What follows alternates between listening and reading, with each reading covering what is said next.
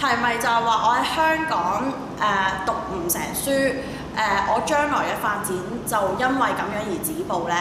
中學嘅時候呢，其實坦白講呢，成績就唔係咁好嘅，就所以會考嘅時候呢，成績就唔係咁理想，咁就冇辦法呢，就全科合格，咁所以亦都冇辦法呢，好順利咁樣升讀高中。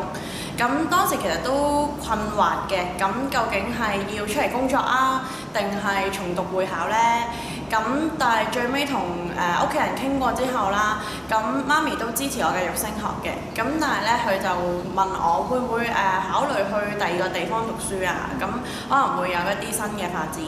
咁之後咧，我就自己上網咧就去瀏覽啦，咁就發現咗原來去台灣係可以升學嘅喎。咁我就去咗海華嗰邊咧就聽咗一個講座，咁聽完個講座之後咧，就自己就覺得好吸引，好中意，就覺得其實會唔會真係去咗嗰邊讀書會有新嘅開始咧？咁然之後就報名，咁就順利通過咗個收生，咁我就入咗我哋叫俗稱僑大嘅先修班。咁當時其實你話僑大生活讀書生活係咪辛苦咧？咁的而且確係辛苦嘅，咁但我亦都覺得喺呢種辛苦嘅生活裏邊咧，其實係會有滿足感嘅。咁因為我都講過啦，其實我喺中學嘅時代嘅時候咧，其實成績係唔太理想啦，咁我亦都唔係話太專心讀書嗰啲，咁但係去到之後我就覺得自己係一個新嘅開始，咁所以亦都係俾當時嘅同學所感染啦，咁所以因為當你身邊嘅人努力嘅時候，其實你就會一齊同佢努力咯。咁我哋住喺宿舍嗰度咧，咁就係一個4人嘅宿舍啦。咁四人宿舍裏邊咧，咁大家會有一個共同嘅目標咯。咁所以其實放咗學之後，咁我哋就都係會返宿舍過我哋嘅宿舍生活。咁當人哋攞本書出嚟讀嘅時候，其實你自然都會被佢所感染，所以我都會攞本書出嚟讀咯。咁所以我覺得不過當然啦，你會話咁如果萬一我去咗嘅嗰個宿舍入邊個個都唔讀書，咁點算啊？咁樣咁其實所以真係都最終其實都睇你自己嘅。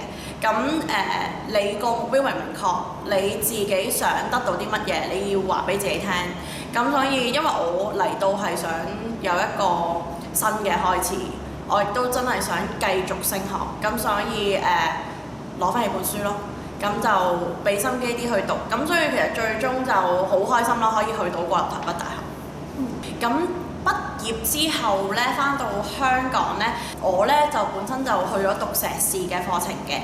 喺台灣咧嗰個文化咧，同學都會比較咧趨向，即係如果你嘅成績唔太差幾好嘅話咧，咁通常都會繼續升學嘅。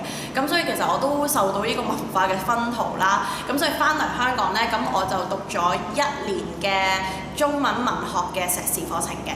咁然後讀完呢個課程之後咧，為咗成為老師，咁咧就需要去修讀一個課程，就係叫做學位教師教育文憑課程嘅。係咪一定要讀咗嗰個碩士課程先可以讀學位教師教育文憑咧？咁其實就唔係嘅，咁就你係可以大學畢業之後直接去修讀學位教師教育文憑嘅。咁完成咗嗰個文憑課程之後，同埋通過實習之後咧，咁就可以成為一位小學或者中學老師啦。咁當然你喺去報讀之前咧，佢係需要你揀定你係想做一個小學教師定係一個中學教師嘅，係啦。咁另外嗰個學歷認可嘅問題咧，咁其實就係如果你翻到嚟香港之後，你需要去做一啲公務員嘅工作，或者係一啲教育類型工作咧，咁其實學校係會或者係一啲政府機構，其實都會要求你去做一個學歷評審嘅。咁你只要帶住你嘅畢業證書，帶住你嘅成績表，咁或者一啲過往嘅經歷，可以認可你嘅學歷嘅。咁其實你交俾佢，咁費用我諗都係2000蚊內嘅啫。咁佢就會去審查㗎啦。咁大約2星期到，你就會收到嗰個審查結果。咁一般嚟講咧，都會通過嘅。咁因為咧，我係喺香港浸會大學咧讀呢一個中文文學碩士課程嘅。咁係我喺報讀嘅時候呢，其實我就已經係喺台灣未畢業嘅時候，我已經係報讀㗎啦。咁所以你問我需唔需要去咗通過咗個學歷評審先啊？咁其實係唔需要嘅。咁當然啦，都要提醒翻即係各位即係將第時會畢業嘅同學啦。咁就係如果你係要報讀香港碩士課程，你必須係要喺你嘅大學4年級上學期就要有一個準備啦。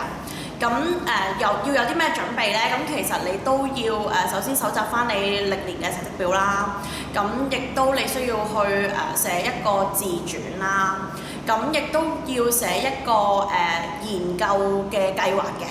咁當你有齊呢啲資料之後呢，咁其實你就可以拜託你嘅家人啦，或者你直接寄去各間嘅大學啦。咁其實就大約係喺1月底會截止嘅。咁所以做好準備。咁當你大學4年級畢業嘅時候，咁你自然就知道我嚟緊9月翻到香港，會唔會係可以繼續升學呢？定係出嚟就業？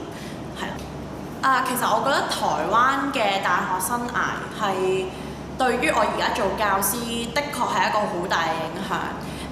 因為我喺台灣大學讀書嘅經驗係相當美好嘅。咁我嘅即係教導我嘅教授對我或者係同學嘅嗰種關懷同埋照顧，亦都其實係影響到我而家點樣去對待我自己嘅學生嘅。其實無他嘅就係堅忍慈愛咯。當遇到有困難嘅時候，我哋堅持落去。因為其實老師嘅工作都多，老師有時亦都會面對一啲突發嘅困難。咁其實我覺得就係因為喺台灣自己一個人獨立嘅生活，亦都因為你見到學校嘅老師嘅一啲言教同埋身教，咁就會深深咁影響到我哋自己而家嘅價值觀，自己而家點樣去面對困難咯。咁慈愛就係因為過往嘅老師，又或者其實就係簡單啲嚟講，台灣嘅同學對自己嘅一啲友善嘅一啲眷顧，咁其實你都會烙印喺自己嘅心上邊。一啲待人處事嘅方式其實就係咁樣慢慢迎刃而生咯。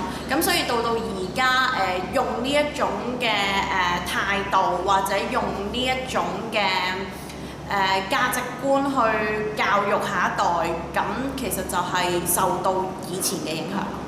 咁我喺香港嗰個學歷未夠，咁然後如果可以有機會俾你喺台灣重新嚟過、重新開始，其實都未嘗唔係一件好事。咁如果有一個平台係可以俾你踏上，然後俾你向翻一個更加光明或者更加美好即係嘅前途係等緊你嘅話，咁我又覺得其實大家其實真係唔使考慮太多。你哋嘅擔憂其實我都曾經擔憂過。你哋嘅懼怕其實我曾經都懼怕過。咁但係我都已經返到嚟香港，亦都讀咗我自己想讀嘅中文系，亦都成功做咗我想做嘅職業，做一個小學嘅教師。咁所以我覺得大家真係唔需要太擔心。咁當然真係我覺得最重要嘅，我頭先都講過，係好靠你自己嘅。因為你可以去到台灣之後，你係可以做一個書都唔掂嘅人，你係可以去做一個淨係去遊歷風光嘅人嘅。咁但係你自己點樣選擇呢？你選擇去到台灣之後，你點樣去捉緊呢個平台，踏上呢個平台上邊，然後向住你自己嘅目標進發先係最重要嘅。係。我會考4分，GPA 3.97。哇！你係咪第一名畢業啊？第一名畢業。中文係第一名。中文係第一名。3.97、3.97、3.97、3.97。會考4分，靠自己啦。